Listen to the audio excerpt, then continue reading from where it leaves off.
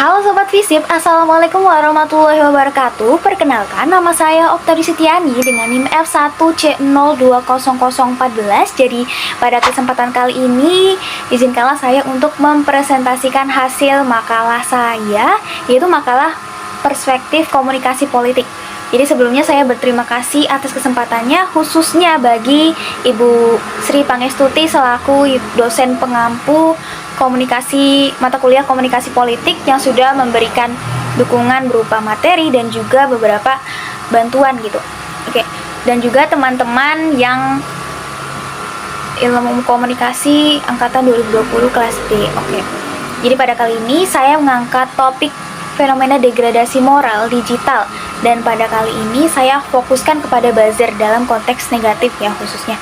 Nah, itu ditujukan kepada distribusi eksistensi demokrasi yang ada di Indonesia yang sudah ditegakkan hingga lama gitu ya. Oke. Selanjutnya untuk pemaparan, ini konsepnya yaitu yang akan saya paparkan.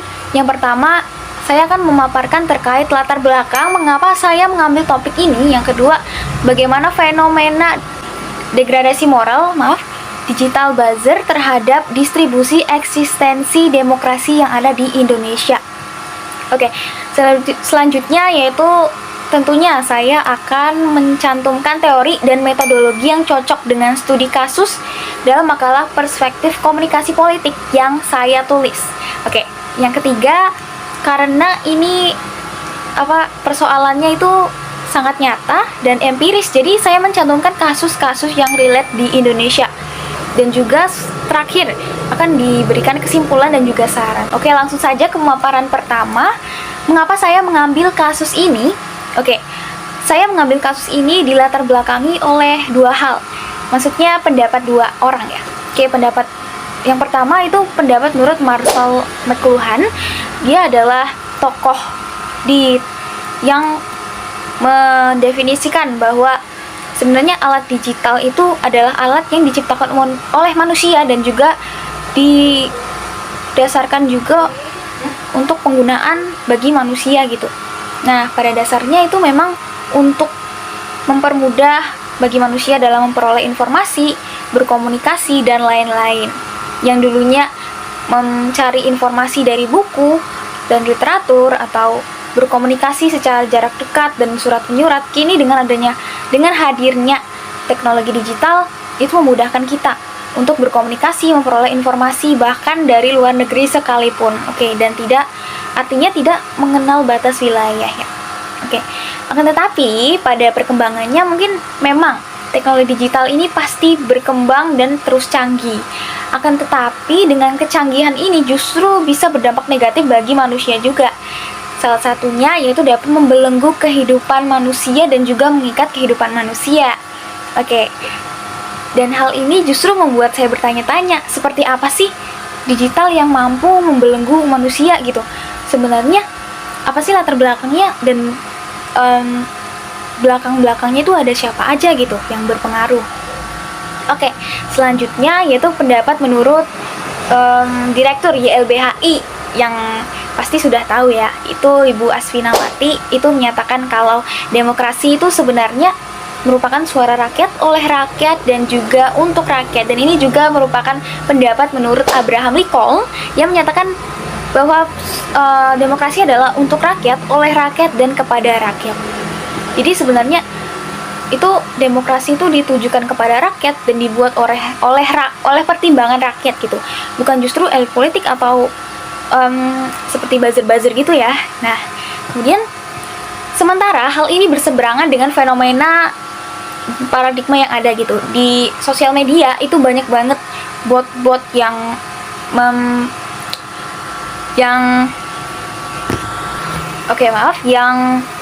bising sekali gitu.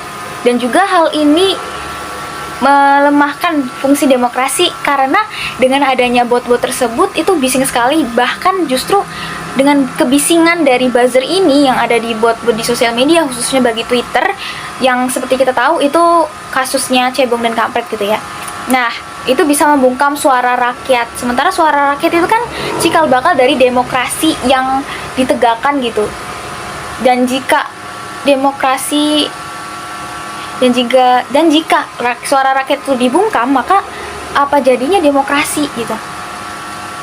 Demokrasi justru melemah gitu kan. Oke. Di samping itu, dengan pesan negatif juga yang disebarkan oleh buzzer itu akan berdampak bagi suara rakyat hilang, yang seperti yang saya bilang tadi, karena kebisingan buzzer, sehingga kemudian distribusi eksistensi dari demokrasi ini akan melemah akibat buzzer yang bekerja dengan merusak demokrasi hingga memanipulasikan fakta di Indonesia. Dan hal ini lah yang berbahaya gitu, memanipulasikan fakta, sehingga bagi mereka rakyat yang tidak memiliki literasi yang tinggi gitu mungkin akan kebingungan gitu mencari atau mengkonsumsi berita gitu, apakah ini iklan ataukah mereka mengkonsumsi dan mempercayai berita yang disebarkan atau informasi yang disebarkan oleh buzzer. Oke, dan ini bisa mengecoh gitu. Dan juga ini turut membuat saya prihatin gitu karena adanya buzzer ini, padahal awalnya itu buzzer kan memang untuk mempromosikan produk gitu, untuk khusus marketing gitu, tapi setelah lama-kelamaan perkembangannya itu justru mereka berpindah peran gitu ke ranah politik. Dan ranah politik ini memang saya merasakan kalau mungkin ada dampak positifnya berupa mempromosikan atau kampanye gitu untuk mendukung satu kaum, akan tetapi justru bisa sebaliknya gitu, berdampak negatif bagi Indonesia juga dengan memanipulasikan fakta dan juga mempengaruhi rakyat dengan satu kubunya gitu. Dan juga ini bertentangan juga kan dengan pasal 29 ayat 1 dan 2 terkait kebebasan untuk berkumpul, berserikat dan menyatakan pendapat di muka umum.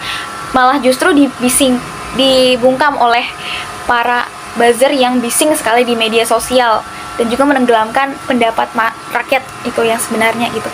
Oke, jadi selanjutnya ini saya ringkas gitu bagaimana dampak negatif buzzer. Yang pertama itu melemahkan fungsi demokrasi.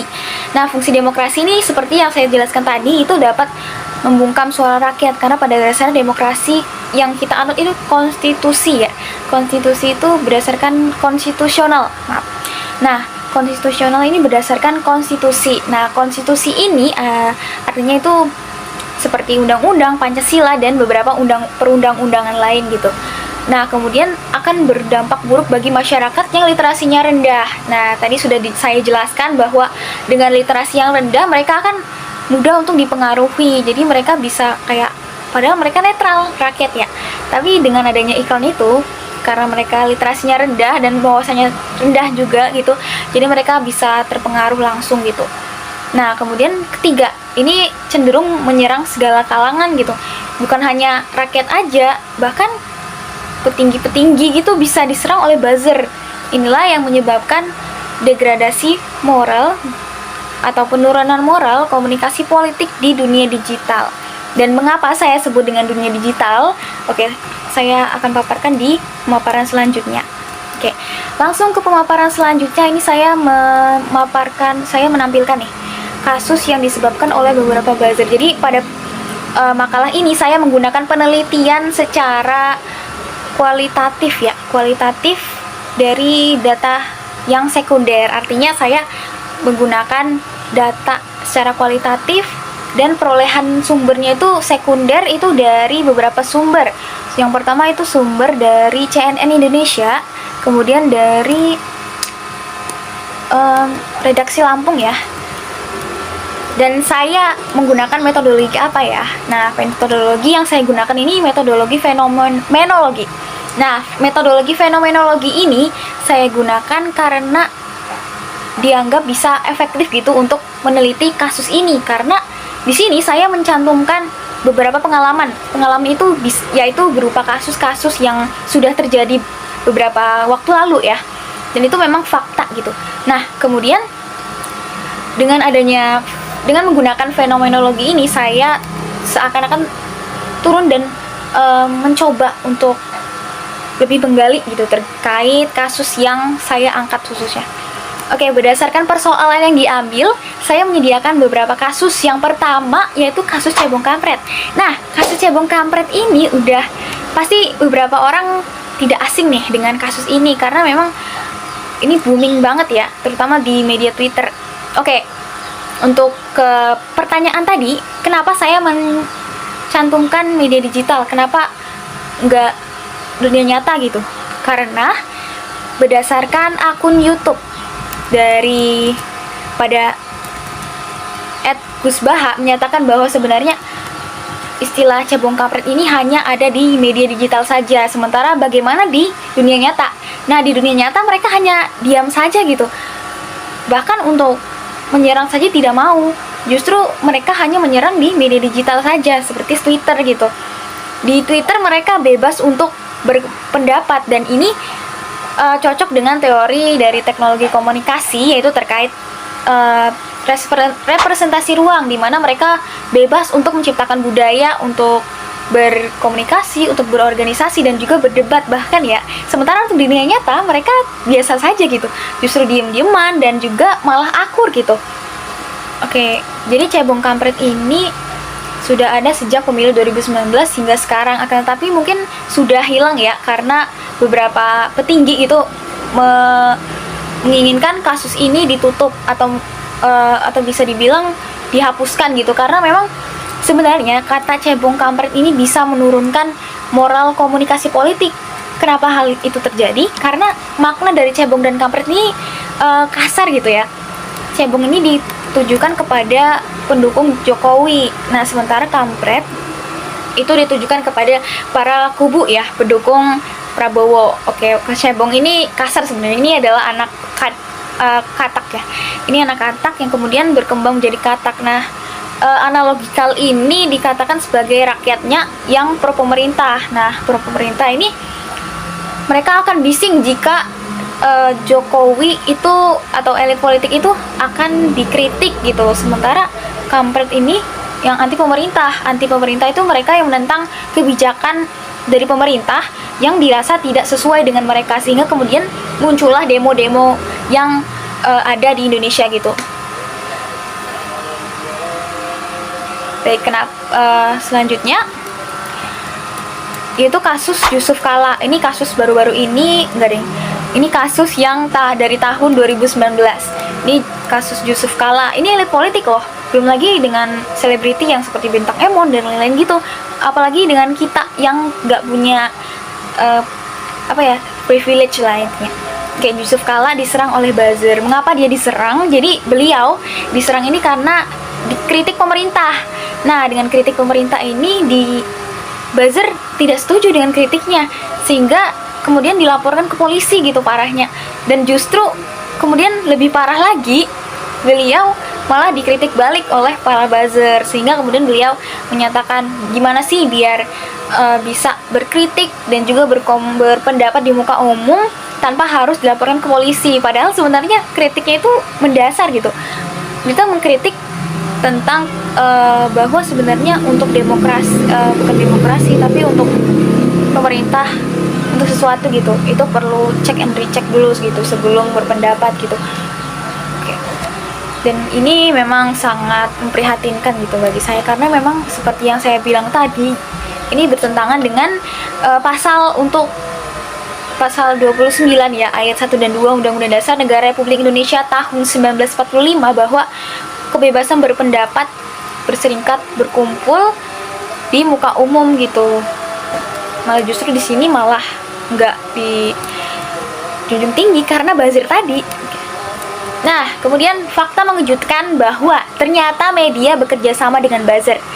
Oke, mengapa dan bagaimana sih mereka bisa bekerja sama gitu? Nah, untuk itu bagaimana sih efek yang ditimbulkan oleh media ini? Nah, pertama itu efek filter bubble. Nah, efek filter bubble ini adalah mengacu pada algoritma media massa, di mana di sini ada media, ada pemerintah, dan juga ada media massa. Namun di sini media dan juga pemerintah itu justru bekerja sama, dan juga dengan hadirnya buzzer yang membantu dalam menyebarkan informasi.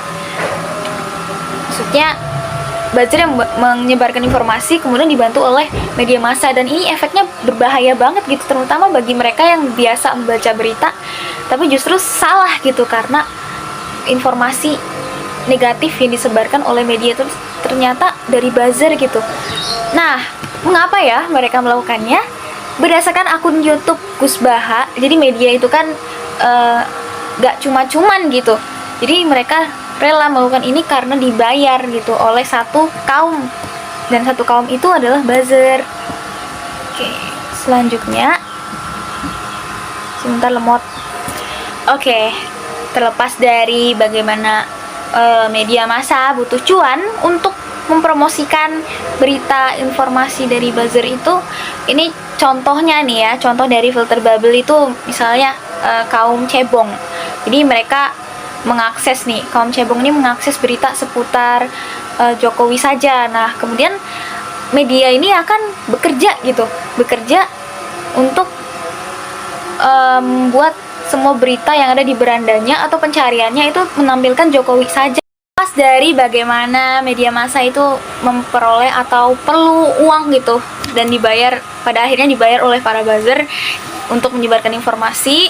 Itu contoh kasus dari filter bubble itu sendiri. Misalnya nih, salah satu cebong itu kan pendukung yang ditujukan kepada kubu Jokowi ya.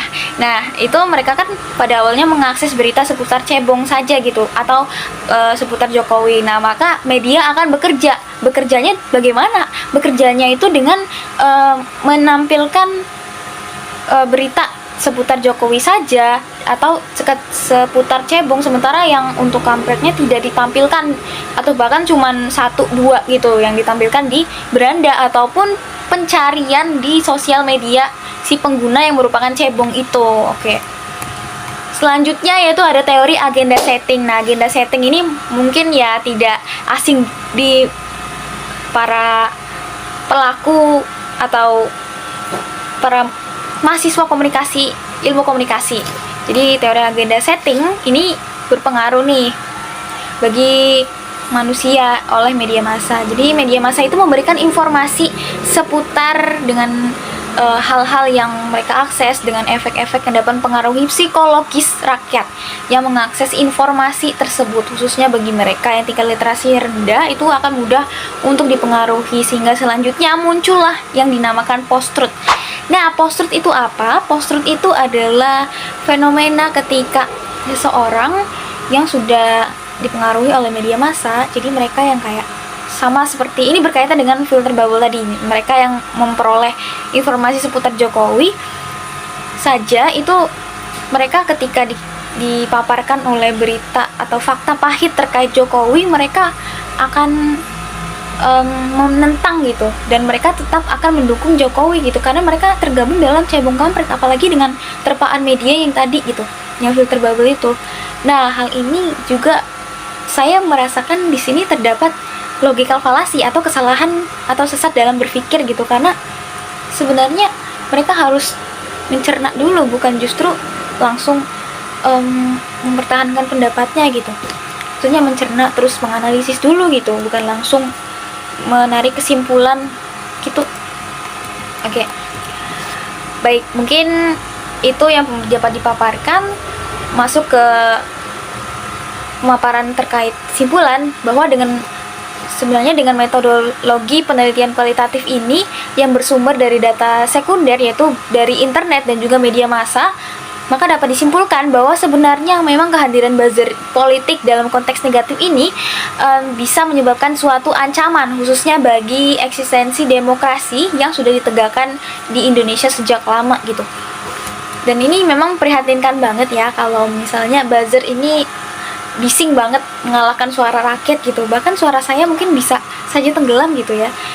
Bahkan yang berbahaya lagi itu yang tadi dicantumkan, yang saya cantumkan kasusnya itu, bahwa elit politik yaitu Pak Yusuf Kalla itu justru diserang gitu, padahal beliau itu berpendapat dengan benar, hanya berpendapat secara common sense gitu ya.